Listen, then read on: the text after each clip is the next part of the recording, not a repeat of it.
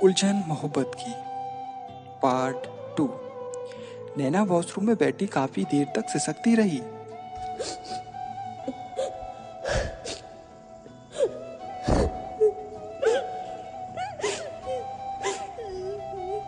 उसकी अब हिम्मत नहीं हो रही थी कि राज का सामना करने की।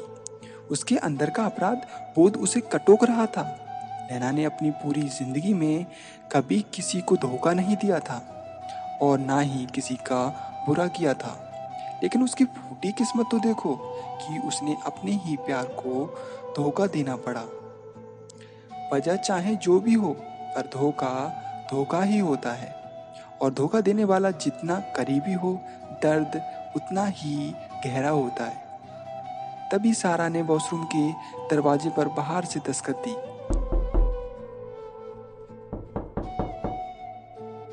अरे यार, पूरा दिन यहीं बैठे रहने का इरादा है क्या?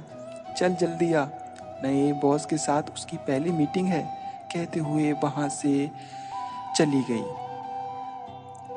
नए बॉस राज, नहीं मैं नहीं जाऊंगी। कैसे सामना करूंगी उसका? उसने तो मेरी ओर देखा तक नहीं। कितनी नफरत होगी उसके दिल में मेरे लिए। उसकी बेरुखी मैं सहन नहीं कर सकती। तभी एक बार फिर सारा ने दरवाजे पर दस्तक दी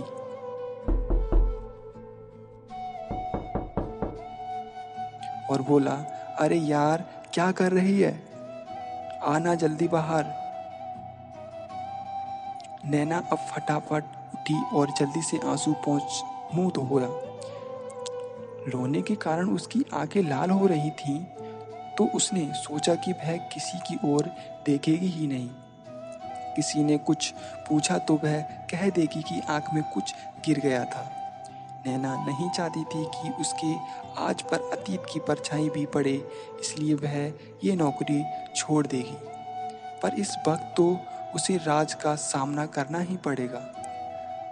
कम से कम वह आज इसी बहाने उसे भी जी भर के देख तो लेगी।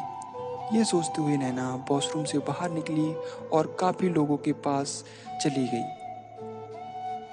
ये सोचते हुए नैना वॉशरूम के बाहर निकली और बाकी लोगों के पास चली गई। जब वह पुलिंग्स के पास पहुंची तो देखा वहां मौजूद लड़कियों और सारा आपस में गपशप कर रही थी। नैना को देखते ही सारा बोली, कितना टाइम लगा दिया यार, चलो अब सब जल्दी, लेट हो रहे हैं। कॉन्फ्रेंस हॉल में राज बैठा विशाल से बातें कर रहा था कि सभी लोग वहां आकर बैठ गए। नैना को राज के ठीक सामने वाली सीट मिली थी। नैना उसको जी भर के देखना चाहती थी, इसलिए उसने धीरे से अपनी नजरें उठाकर राज की ओर देखा। कितना बदल गया था उसका राज। उसके चेहरे पर हर वक्त रहने वाली मुस्कान कहीं गायब हो गई थी। उसके चेहरे की मासूमियत को कठोरता ने अपने अंदर कहीं दबा दिया था।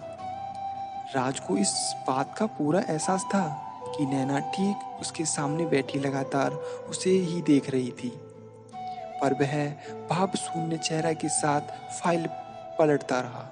विशाल ने अब मीटिंग की कमान संभाली। फिर थोड़ी देर बाद राज बोलना शुरू कर दिया। वह सबकी ओर देख रहा था, सिवाय नैना के। नैना के कानों में उसकी आवाज मिस्री की तरह घुलने लगी। वह पुरानी यादों में खो गई कि जैसे राज हर वक्त नैना नैना करके उसके पीछे घूमता रहता था और उसे तंग करता था। वह कहता था कि नैना, तुम्हें देखे बिना मुझे एक पल भी चैन नहीं मिलता। पर आज वही राज है जो एक बार भी उसकी ओर नहीं देख रहा था। नैना ये सब सोच ही रही थी कि उसके हाथ से पेन टिटक कर उसके बगल में बैठी सारा के पास गिरा। नैना ने सारा को धीरे से पुकारा तो उसने कोई रिस्पॉन्स नहीं दिया। जब नैना ने सारा की ओर देखा तो पाया कि वह राज को घूरे जा रही है। ये देख नैना को उस पर गुस्सा आया कि उसकी हिम्मत कैसे हुई मेरे राज को देखने की। लेकिन राज मेरा भी तो नहीं है, फिर मैं कौन होती हूँ किसी को रोकने वाली। ये सोच नैना अपनी फाइल पढ़ने लगी, पर उसे चैन नहीं आ रहा था। उसने फिर सारा की ओर देखा तो पाया कि अभी भी वह मुस्कुराती हुई राज को देख रही थी। इस बार नैना खुद पर काबू नहीं रख पाई और सारा के पास सिसक कर धीरे से उसके कान में ये बोला कि ये शादीशुदा है। ये सुनते ही सारा का चेहरा एकदम से उतर गया और उसने दुखी होकर अपना माथा पीटने लगी और बोली, मेरी तो किस्मत ही खराब है। उसकी बात सुनकर नैना मुस्कुराने लगी। सारा बोली, वैसे सर है बहुत क्यूट है ना? नैना मुस्कुराती हुई बोली, हाँ बहुत क्यूट है। सारा अब हैरानी से नैना को देखने लगी। नैना ने जब इशारे इशारे से इसका कारण पूछा तो वह बोली, बीते 2 साल से हम साथ हैं, पर तूने आज तक किसी भी लड़के की तारीफ नहीं की, लेकिन आज तूने सर की तारीफ की। सारा कुछ कहती कि विशाल ने मीटिंग खत्म होने की बात कही। अब विशाल और राज को छोड़ सभी लोग क्रॉस हॉल से बाहर निकल गए। नैना सबसे पीछे थी। वह जैसे ही हॉल से निकलने को हुई कि विशाल की आवाज़ उसके कानों में पड़ी। विशाल बोला, अरे राज, ये तेरी आंख इतनी लाल कैसे हो रही है? ये सुनते ही नैना वहीं रुक गई और पीछे पलट कर राज को परेशानी से देखने लगी। राज बोला, कुछ नहीं, थोड़ी देर पहले आंख में कुछ गिर गया था। कहते हुए उसने जैसे ही दरवाजे की ओर देखा तो सामने नैना खड़ी थी। उन दोनों की नज़र आपस में मिली और अगले ही पल राज ने अपनी नज़र हटा ली और फाइल को देखने लगा। नैना अब हॉल से बाहर आ गई, पर उसका दिल अंदर राज के पास ही रह गया।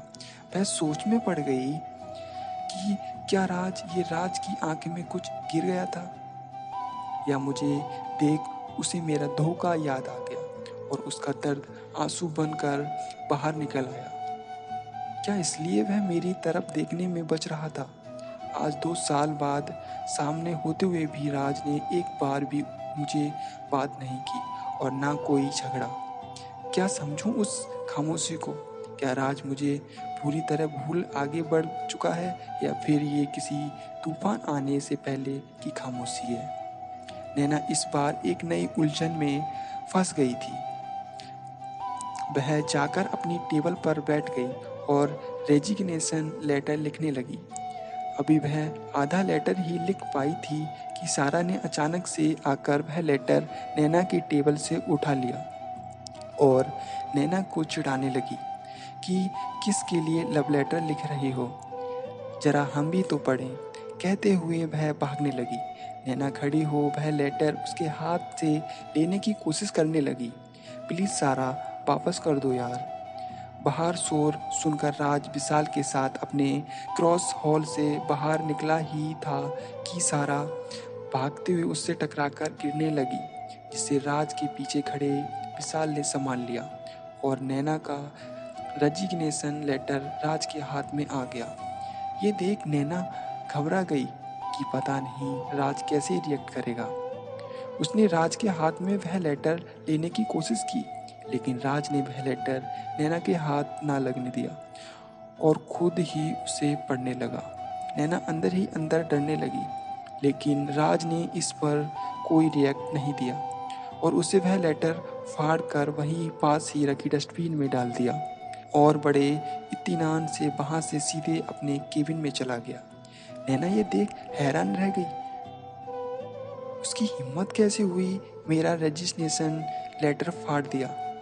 सोचते हुए नैना फिर से अपना रेजिग्नेशन लेटर लिख राज के केबिन की ओर गई। आगे की कहानी सुनने के लिए हमारा चैनल सब्सक्राइब और लाइक ज़रूर करें।